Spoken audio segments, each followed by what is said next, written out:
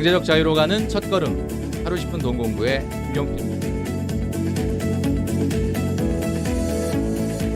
네, 여러분 반갑습니다. 오늘 이 시간에는 2021년 하반기 집값 전망 전문가별로 예상을 요약해 보도록 하겠습니다. 시작하기 전에 먼저 구독과 좋아요 그리고 알람 버튼까지 꾹 눌러주시면 좋겠습니다. 집값을 전망한다는 것은 정말 쉬운 일이 아니죠. 지금으로부터 1년 6개월 전, 그러니까 코로나가 이제 막 시작되던 2020년 3월에 전문가들은 어떤 부동산 전망을 했었을까요? 언론에 자주 등장하는 그 명지대 부동산학과 교수인 권대중 교수님. 자, 이분 같은 경우는 정말 정책 그리고 법 그리고 통계에 대해서 정말 식견이 굉장히 높고, 그래서 자주 이제 부동산 전망을 하시는 분 중에 하나인데, 이분이 2020년 3월에 이런 이야기를 했습니다. 상반기 내로 코로나가 진정된다면 영향은 미미할 것이다. 그러나 그 하반기까지 이어진다면 부동산에 굉장히 큰 영향, 하락과 침체를 면치 못할 것이다. 이런 전망을 냈습니다. 그리고 우리에게 많이 알려져 있는 그 주택 시장 하면 주로 등장을 많이 하시던 분 중에 한 분이 이제 고종환 대표인데요. 이분도 역시 코로나가 계속된다면 하락 국면이 전개될 가능성이 높다. 이런 전망을 했죠. 그러나 이 두 전문가의 예상은 보기 좋게 빗나갔습니다. 지금 코로나는 뭐 하반기가 아니라 올해까지 계속해서 이어지고 있는데, 부동산 가격은 정말 하늘 높은 줄 모르고 치솟고 있고, 이분들의 예상과 달리 특히 9억 미만 아파트들이 정말 사상 유례없는 폭등을 기록하고 있죠. 자, 이분들이 전망을 틀리게 된 이유는 무엇일까요? 그것은 결국 시장을 수요와 공급의 논리로만 봤기 때문입니다. 당연히 이 경제가 어려워지고 침체가 되면은 수요가 줄어들 것이다, 이렇게 본 거죠. 자, 그런데 사실 부동산 주택 시장이라고 하는 것은 수요와 공급이 이 어떤 시장의 논리, 이 상황이라든가 이런 거에서 도저히 어떻게 보면 감지하지 못하는 그런 시장 심리라는 것이 있습니다. 그래서 이런 불경기가 오히려 자산 가격을 밀어올리는 이런 현상들, 사실 예측하기가 쉽지 않다는 거죠. 하지만 뭐 이분들 탓할 수 없습니다. 이분들 같은 경우보다는 오히려 10년 내내 한 번도 맞추지 못하고 계속 하락을 이야기하다가 한 번도 맞추지 못하고 요즘은 뭐 주식 얘기를 한다든지 뭐 좀 다른 이야기, 요즘은 또 오른다 이런 얘기를 10년 만에 한다든지 하는 분들도 있으니까 뭐 이분들 뭐라고 할 수는 없겠죠. 자, 최근에 유튜브에 자주 등장하는 부동산 전문가들이 있습니다. 뭐 이상우 대표, 그리고 심교원 교수, 그다음에 신영강 대표, 그리고 감정평가사죠. 박은정 감정평가사, 그다음에 김경민 서울대 환경대학원 교수, 뭐 이런 분들이 이제 자주 등장하는데, 이분들은 올해 2021년 하반기에 부동산 가격을 어떻게 예측했는지 한번 보도록 하겠습니다. 하반기에 어떻게 될 거냐, 집값. 자, 상승과 하락으로 한번 나눠볼 텐데요. 이상우 대표는 9.9% 상승을 예상을 했고요. 그다음에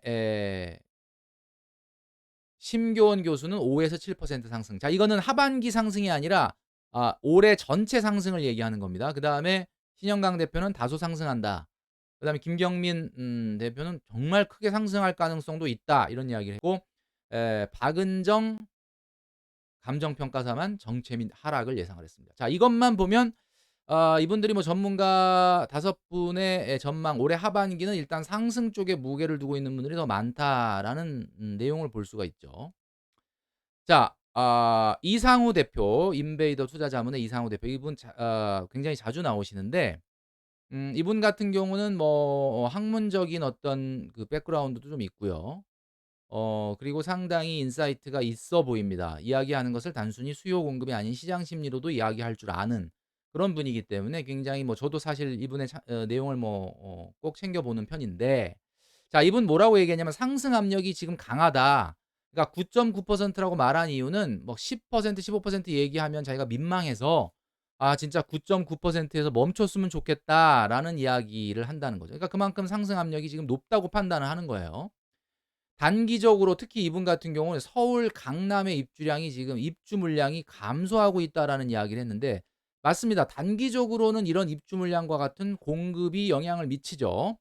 자, 특히 강남 서초는 결국 서울 안에서도 그 대장주의 역할을 하기 때문에 영향력이 크다라고 이야기하면서, 서울의 입주 물량이 지금 2020년도에 5만 가구인데 2021년도 올해는 2만 7천 가구로 줄고 내년에는 1만 7천 가구로 줄어든다. 이야기하면서 특히 서울 강남이 좀 많이 오를 가능성이 있다는 거죠. 이렇게 되면 시차를 두고 다른 지역에 영향을 줄 수밖에 없다. 이런 내용들을 이야기하고 있습니다. 자, 그다음에 신영강 대표는 이런 이야기를 합니다. "3 기 신도시 입주까지는 최소한 3년 이상이 남아 있기 때문에 그전까지는 아마 이런 패턴, 그러니까 한마디로 5에서 10%를 상승하는, 사실 이런 어떤 패턴이 지속될 가능성도 있다." 진짜 무서운 이야기인데, 그리고 분양 전까지는 몰라도 그 이후에는 오히려 공급이 되고 나면 가격이 떨어진다가 아니라 사전 청약에 실패한 사람들이 패닉 바잉을 할 가능성이 있어서 그런 것도 변수로 작용할 가능성이 있다. 이런 이야기를 합니다. 그러니까 이분 같은 경우는 단기간 한 2-3년 안에는 상당히 강한 상승을 역시 예상을 하고 있어요. 대폭적인 패닉 바잉이 나타날 수도 있다. 자, 3기 신도시 입주까지 대폭 상승. 김경민 교수인데요. 역시 이분 굉장히 많이 상승할 거다라고 얘기를 하는데, 이분은 조금 내용이 다릅니다. 상승을 많이 하는데 그만큼 변동성이 커져서 그 이후에는 큰 조정이 올 가능성이 높다. 그러니까 이분은 2-3 년은 굉장히 다른 전문가보다 많이 오를 것이다라고 예상을 하면서, 반대로 그 이후에는 너무 단기간에 올랐기 때문에 좀 조정이 오고 하락이 올 가능성이 높다. 이렇게 이야기를 하셨어요. 자, 그리고 이분이 또 한 가지를 얘기하는 것이 "매도자나 매수자 모두 기다려야 된다." 이런 이야기를 하셨는데, 자, 이 얘기는 무슨 얘기냐. 매도자, 집을 팔려고 하는 분 같은 경우는 굳이 지금보다는 1-2년 정도 더 있다 팔면 더 좋은 가격에 팔 수 있다, 이런 이야기죠.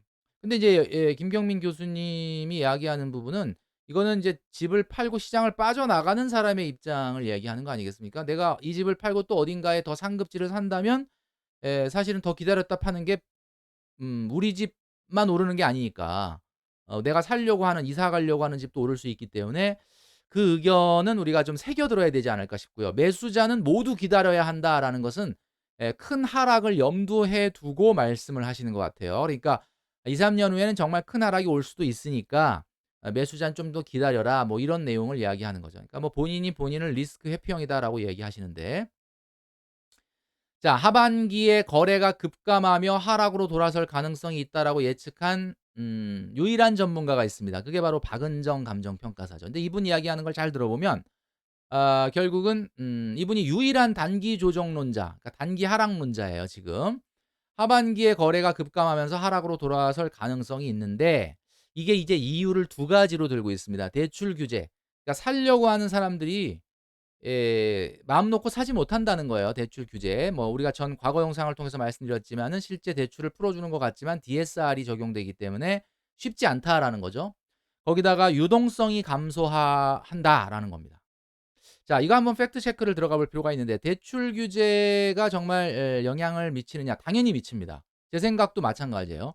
대출 규제가 사실은 풀어 주는 것처럼 그러지만 사실 만만치 않은 상황이기 때문에 비싸진 집값을 감당해 내기 쉽지 않죠.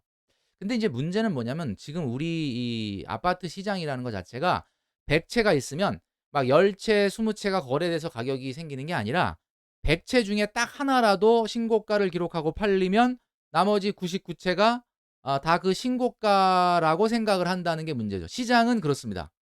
이게 이제 어떻게 보면 주식과 좀 다른, 부동산만이 갖는 뭐 하방 경직성이라고 볼 수 있죠. 그렇기 때문에 이 말은 좀 맞을 수도 있지만 아닐 수도 있다. 그러니까 거래가 급감한다고 해서 반드시 가격이 떨어진다고 보기 어렵죠. 오히려 매물이 들어가고 가격이 호가가 올라가면서, 그러다가 어쩌다가 한 명이 사는 것이 그 신고가를 기록하게 되면 시장은 전체가 다 가격이 올라가는 걸로 오해하고 인식을 할 가능성이 있습니다. 그래서 이 부분은 뭐 맞을 수도 있지만 아닐 수도 있다라는 부분을 말씀드리고 싶고, 유동성 감소는 뭐 좀 이따 말씀드리겠지만 또 그럴 수도 있고 아닐 수도 있겠죠.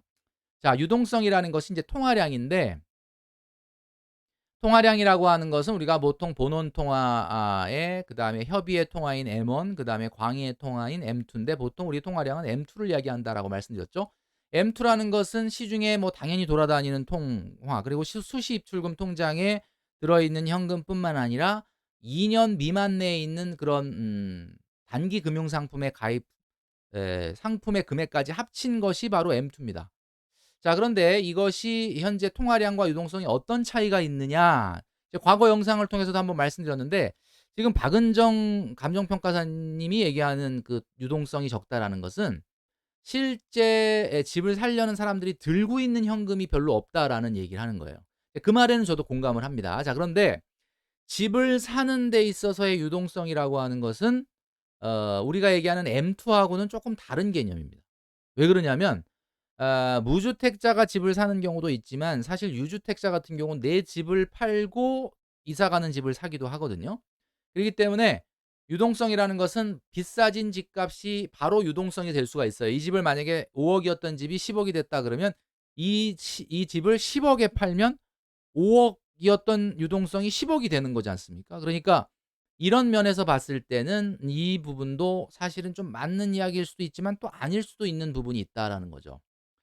특히 지금 현재 그 M1 나누기 M2의 비율이 사상 최고치를 기록하고 있는데 이것은 유동성에서 단기 자금이 차지하는 비율을 얘기하는 건데 그만큼 유동성이 지금 굉장히 높다라는 이야기를 반증하는 거다라고 볼 수 있습니다.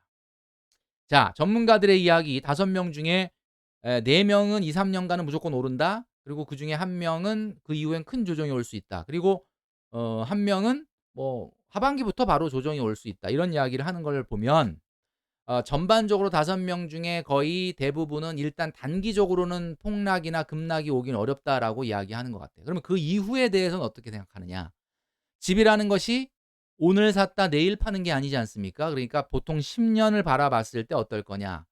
자, 이 그래프를 한번 보실 필요가 있을 것 같아요. 자, 전세가율입니다. 전세가율. 자, 지금 현재 2021년 2 월의 전세가율은 전국 평균이 56%로 굉장히 낮아져 있는데 뭐 서울이나 또 특히 서울의 인기 지역 같은 경우는 이거보다 훨씬 더 낮죠. 근데 어쨌든 평균을 적용을 했을 때 56%인데 2009년 1 월에 38.2%가 최저치였습니다. 그러니까 아직까지는 역대 최저치에는 미치지 못하고 있어요.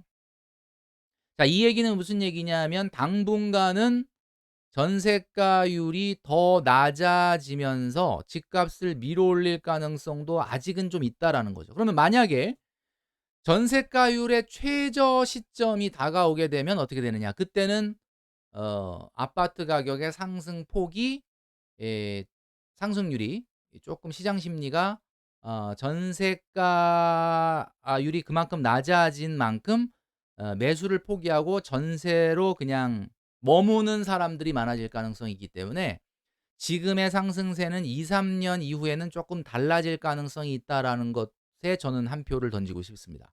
그러나 아까 얘기했던 뭐 그 박은정 감정평가사가 얘기했던 유동성의 문제, 대출 규제의 문제로 막 폭락이 온다라는 거에 대해서는 조금 동의하기가 어려워요. 그런데 어쨌든 전반적으로 전문가들의 의견을 놓고 봤을 때 그리고 제 의견을 조금 더 더해 보면 2-3 년은 작년 2020 년도의 상승폭은 아니라 하더라도 올해 상반기의 상승폭 정도의 수준의 상승은 있을 수 있다라는 거죠. 그리고 2-3년 후에 전세가율이 아마 최저 시점에 근접을 하게 됐을 때는 상승세가 둔화되거나 아니면 정체기에 접어들 가능성이 있다라는 그런 전망을 우리가 조심스럽게 해볼 수 있을 것 같습니다. 자, 그러기 때문에 갈아타기 매도나 무주택자 매수 같은 경우는 역시 어딘가에 집을 사야 되지 않습니까? 그러니까 갈아타기 매도라는 건 뭐예요? 내가 이 집을 팔고 어딘가에 갈아타서 또 매수를 해야 되죠. 그리고 지금 무주택자의 매수 이런 경우에는 눈치 보기를 할 필요가 없다라는 겁니다. 본인의 대출 계획과 본인의 자금 계획과 그리고 본인의 매수 계획의 로드맵대로 걸어가시는 게 맞습니다. 시장의 단기적 상황을 보고 '아 쪼끔 이따 살까?' 이런 눈치를 보는 것은 저는 바람직하지 않다라는 말씀을 드린다는 거죠. 자, 그래서 대부분의 지금 전문가들이 얘기하는 것 2-3 년간의 상승률은 지금의 상황을 유지할 가능성이 높다. 눈치 보기를 할 필요가 없다. 자, 그 말씀을 좀 요약을 하면서 저는 물러가도록 하겠습니다.